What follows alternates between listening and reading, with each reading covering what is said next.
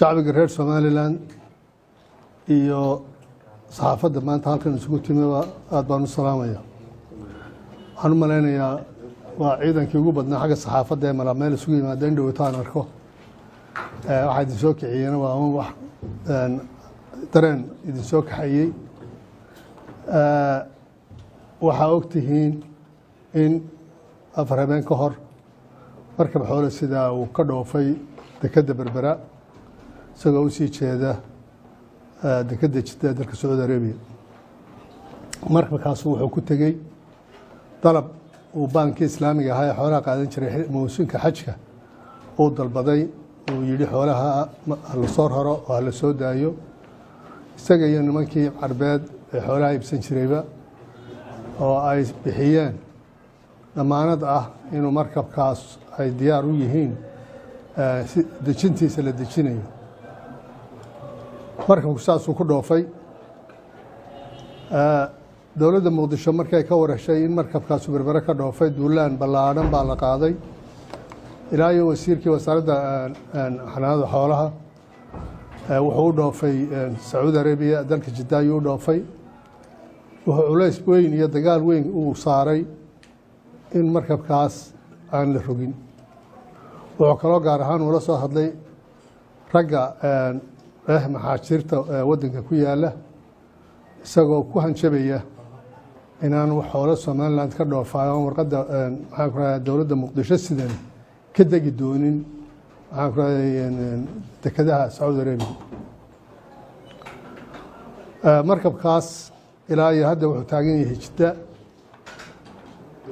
weli xaaladiisuna waxay ku sugan tahay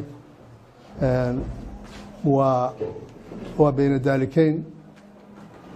qoladii markabka raratay ee baankii iyo nimankii ganacsatada ahaa ee carbeed waxay aad iyo aad uga dagaalamayaan in xoolahooda la celiyo. wasiirka ka socda dowladda muqdishona wuxuu dagaal ugu jiraa inaan xoolaha la dejin. xaaladdu markabka uu ku sugan yahay waa sidaa. waxaanu markaa xukuumad ahaan aan rabaa inaan shacbiga u sheego in go-aankii xukuumadda iyo ganacsatada xoolaha reer Somaliland ee ahaa inaan warqad aan ahayn warqadda xukuumadda Somaliland ay siiso maraakiibta ka baxaysa dekedda inaan lagu dhoofin karin, inaan lagu dhoofin doonin xoolo. waa ogtihiin dowladda federaalka inaan berbere iman karin oo aanay ruqsad samayn karin. cid xamar tagta oo ruqsad ka soo qaadataan inaanay dekedda berbere waxba ka rari karin. laakiin waxay ku tusaysaa colaadda ay xukuumadda muqdisho ku sugani ay shacbiga iyo ummadda reer Somaliland ay u qabto ay u hayso. waxaana inala gudboon inaynu dareenkaa lahaano halka ay colaaddu ay ka taagan tahay markaa damacsan inaynu wada hadallo oo waxa inoo dhexeeya aynu wada hadal ku dhammaysano. waxaa kale oo aan ku wargelinayaa shacbiga reer Somaliland iyo dadka xoolaha dhoofiyaba meel kasta oo xuduud ah oo ay xoolo maraan waxaa lagu dhaqayaa sharciga Somaliland. waxaa ka mid ah xadka Lowyacaddo ayaa ka mid ah. xalaale wixii xoolo halkaa maraya waxay ijraa'aad ahaa ee laga qaadi jiray xoolaha dekedda berbere ka dhoofaya ayaa laga dhoofaya hadday caafimaad tahay iyo hadday cashuur tahay iyo hadday khidmad kale tahay.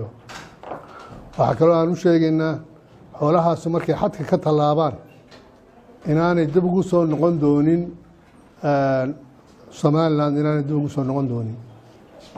xoolahaasu waxaa loo aqoonsanayaa xoolo dhoofay oo dal kale u dhoofay. sidaa darteedna aan la ogolaan doonin inay xoolahaasu Somaliland dib ugu soo noqdaan. intaas xoolahana de waa xoolaheennii waxaana ay la mid yihiin oo la sharci yihiin xoolaha dekedda berbere maraya hadday cashuur tahay iyo hadday khidmad kale tahay. waxay la sharci yihiin xoolaha, waxay la mid yihiin wajaale xoolaha maraya oo kale. dekedu midna waa deked qalaalan sida wajaale, midna waa deked bad leh sida berbere oo kale. marka waxa weeyaan xadka Lowyacaddo waxuu la mid yahay xadka Itoobiya ee wajaale ee wax lagu cashuuro ayuu la mid yahay. Itoobiya waxa kuu dhaafay intuu wajaale maro Itoobiya kuu dhaafa oo adiga dib kuugu soo noqda ma jiro. sharciguna dee waa sharci international ah ma hadda inagu aynu